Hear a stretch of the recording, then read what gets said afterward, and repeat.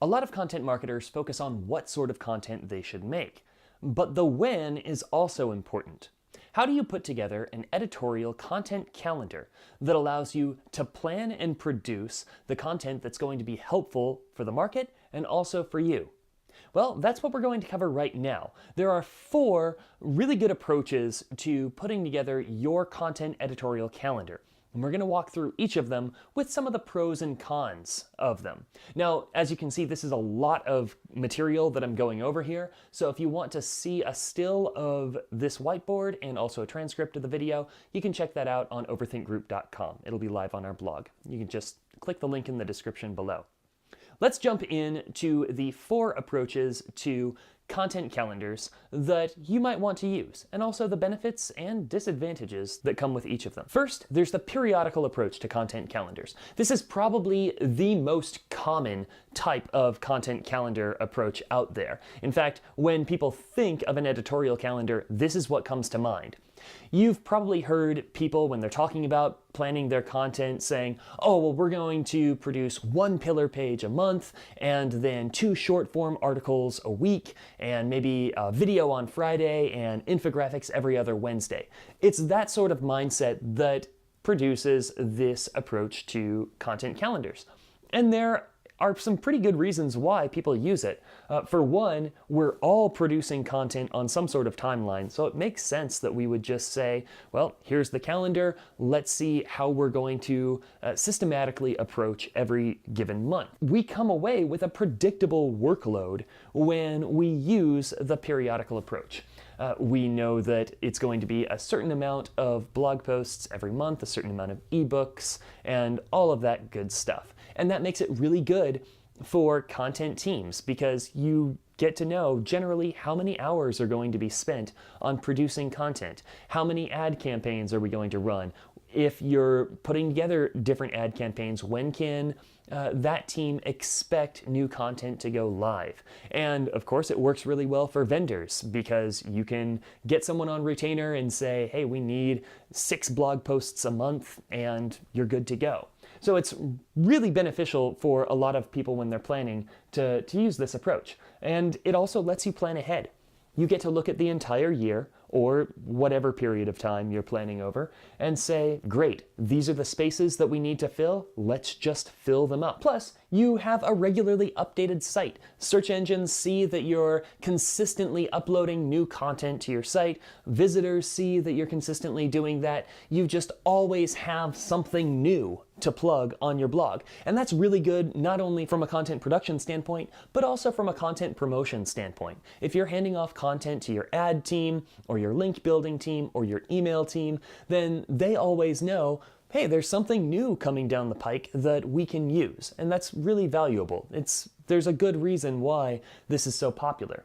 But it comes with some cons that we need to consider. One is just the problem of filling spaces. For example, if we said, well, we're going to do 1 pillar page a month and then 4 short form blog posts every month, that is good until maybe we run out of topics to write pillar pages about. It's possible that your business doesn't need to have 12 new pillar pages going live every single year, or they don't need to be married to some sort of cadence or schedule like this. By giving ourselves spaces to fill in, we might be signing ourselves up for a lot of unnecessary content and work. This is how a lot of blogs get redundant content, and we've done some videos on the dangers of redundant content and how to fix it, and you can find links to those in the description. A lot of companies also run into the problem of delaying comprehensiveness. They'll get into some sort of flow where they say, we're going to publish a blog post about this category on the first week of the month, and then this category on the second, third, that sort of a thing. Well, the problem with that is that although that gives you a nice predictable pattern, it also means that if you're only publishing 1 post a month on a certain category, it's going to take you a while for those posts to accumulate. And so you're delaying any sense of comprehensiveness that you're giving to your readers, and you're also delaying any of those internal links that you could be building. And that's something that you need to consider if you're going to go all in on this model. A third con is it puts you on a content treadmill. If you're obligated to publish a certain type of post a certain amount of times, a month or a quarter or a year, then you might lose focus of what the content is actually there for. And it sounds really silly when you're putting together the plan, but this really does happen. It is a danger that content marketers face where they start to think of successful content marketing as just content production because they're so bound to this calendar. So if you're going to take this approach, watch out for that. That can be dangerous. Let's move on to the next one. And this is topic batches. So if you're batching topics, this is not the same as the periodical approach because you're taking on an entire topic all at once. So let's say, for example, if a pet e-commerce website were doing something like this, they might say, we're going to publish all of our content on turtles in March, and then all of our content on frogs in April. Something like that, where we just take on the entire topic, do it all in one fell swoop, and then you're good. You can move on. Let's look at some of the pros and cons of that. So pros, this is a big one. Creators get to immerse themselves in that topic, which is so good for developing expertise because they get to explore it. They get to write that long form pillar page or however many pillar pages you need. They get to do some short form pieces. They might be able to do infographics. They might be able to do ebooks, whatever your content strategy calls for. Those creators get to become experts on those topics because they just get to dive in and focus on that. Really, really strong for you and your content team. Plus, you immediately get to demonstrate that comprehensiveness. When people find your site, they see 10, 20, 40 articles, however many was in that batch, and it shows them that you have plenty to say, that you are thought leaders. It's really good for users, and it's also really good for the search engine robots because they see all of those internal links pointing to your pillar pages. It just shows that you know what you're talking about and you have a lot to say on a given topic, which is really good. You get to run that SEO in the background. So you publish a batch of content on a topic, and then you move on to the next one. Obviously, you're going to want to put some promotion behind that batch of content, but you get to start putting all of that content to work for you in the search engines, which is really great. And then also, you have the advantage of when you're working with your promotions team, you can build an entire campaign because you have all the content on that topic ready to go. So that's really helpful. Cons? Well, there are a few.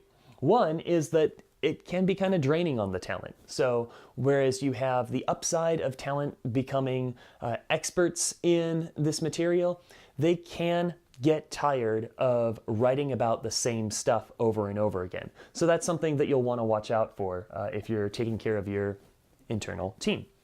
It also requires promotion in order to diversify the conversation. You're probably not going to want to just send all of your messaging on a certain topic during a 2-month period of the year and then never promote it again. So your promotions team's going to need to work on building some email automation, retargeting campaigns, all of that evergreen activity to make sure that once this topic goes live, it's still getting promoted later on.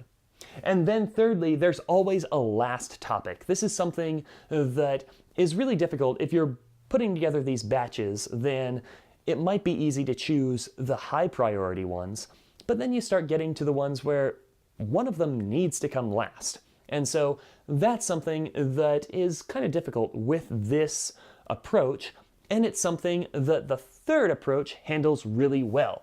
The front load approach. This is similar to the topic batch approach where you're publishing everything on a certain topic, except you're taking all of those topics and then just publishing the most important vital pieces on those topics first.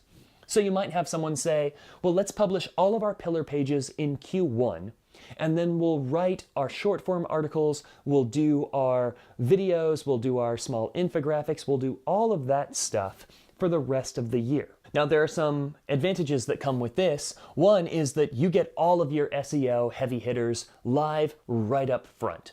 You don't need to delay any of these important pages being live because they start gaining some of that SEO traction in the background for you while you're creating more content. So that's really good. You also have lots of room to promote and test those topics. So create your large, most important, vital pieces, and then promote them. Run ads to see which topics gain the most traction with your audience. You can make some adjustments to your strategy when you already have the most important content made. So that can be really helpful. It also gives you plenty of time to iterate on your content because you'll have people asking questions in the comments, you'll have people replying to emails, and that can give you ideas for more short form content later if the vital foundational pieces are already done. So that's something really helpful. And then you always have something new to say because you'll be working on that short form and supplementary content for a while afterwards. So that's good. Now on the cons side, you have the opposite of the strength of topic batching in that rather than throwing your creative team into one topic at a time to develop expertise, they have to split their focus. So they'll be writing the most authoritative pieces at a time when they're dividing their attention. And so that's a risk that you're going to run into when you're dealing with any sort of internal creative team here. That split focus, forcing creators to jump from topic to topic, it can be kind of tiring on them and it can take a toll on the quality of your content. So watch out for that.